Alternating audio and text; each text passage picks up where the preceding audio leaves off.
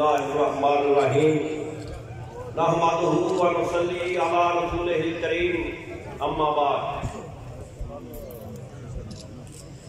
मैं चौधरी मूसा इलाही साहब, चौधरी सादिक नवाज साहब, जिन्हें चेयरमैन साहब का बैठे ने थे, इन्होंने सारिया का शुक्रिया अदा करना ते तुहाडे पिंडाल विच जिन्ने जी आए हो सारिया का असीं शुक्रिया अदा करने ते अगों इसे ही कोशिश नाल चौधरी मूसा इलाही साहब को कामयाब कराना है।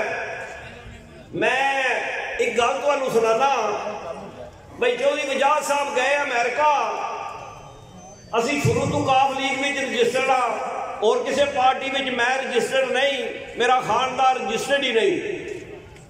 चौधरी वजाद साहब अमेरिका गए, असां उन्हां दा जलसा कीता कोइन दे विच ते चौधरी साहब नूं मैं कहा भी असीं काफ लीगीए कोई नहीं है, असीं गुजरात लीग विच, असीं गुजरात लीग विच जिधर जीए तुसीं जाओ, असीं तुहाडे मगर हाँ।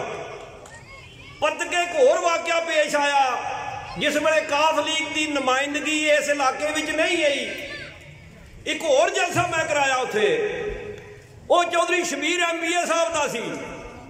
फिर सानू कहना पै गया भी असी कोटला लीग दे विच आ।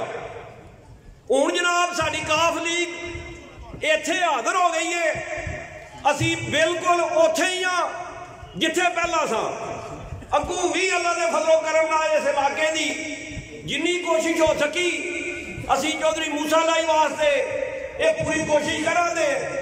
चौधरी वजाद साहब ने ये आर्डर दिता सी इस्लामाबाद बुला के भी ये तुहाडा भतीजा है ते इहदे जनाब जलसे जिहड़े ने वो कामयाब कराओ ते अपनी पूरी कोशिश करो। इंशाअल्लाह अल्लाह दे फजलो करम नाल असी पूरी कोशिश करांगे। एक होर निक्की जी गल है, जे कोई दोस्त माइंड ना करन, असी सारियां बरादरियां इत्थे इकट्ठे होए आ, लेकिन चौधरी साहब सानू अगे भी डाकते सन भी असां बरादरीज़म की गल नहीं करनी। असी उन्होंने खुफिया तौर पर कलिया बह के भी गल्लां कीतियां बई जे इत्थे गुजर गेर जे लग जाता तो सानू भी ला दिओ जट गेर, लेकिन वो इस गल के मुखालफ ने, सीधी गल है।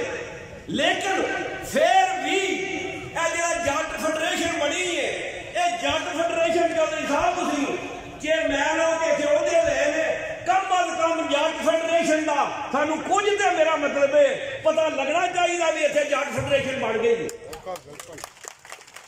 ये सारिया जट्टां नूं अगले दिन साडे सामने इत्थे गुजर गेर लगा ते 3-4 जनाब MLA साहब, कायरा साहब, जाफर साहब सारे इकट्ठे होए ने। सानू भी अल्लाह चौधरियां दा कोई आर्डर नहीं जाए, मैनू मेरा मतलब उथों दबाण भी तू ये गल क्यों कीती है, लेकिन ये मेरा अंदर दी गल ही मैं कर छड़ी। ते साडे जिहड़े तुसीं जट फेडरेशन वाले हो, कम अज कम इन्हां दा ते पता लगना चाहिए भी मियां इन्हां वोट पाए ने।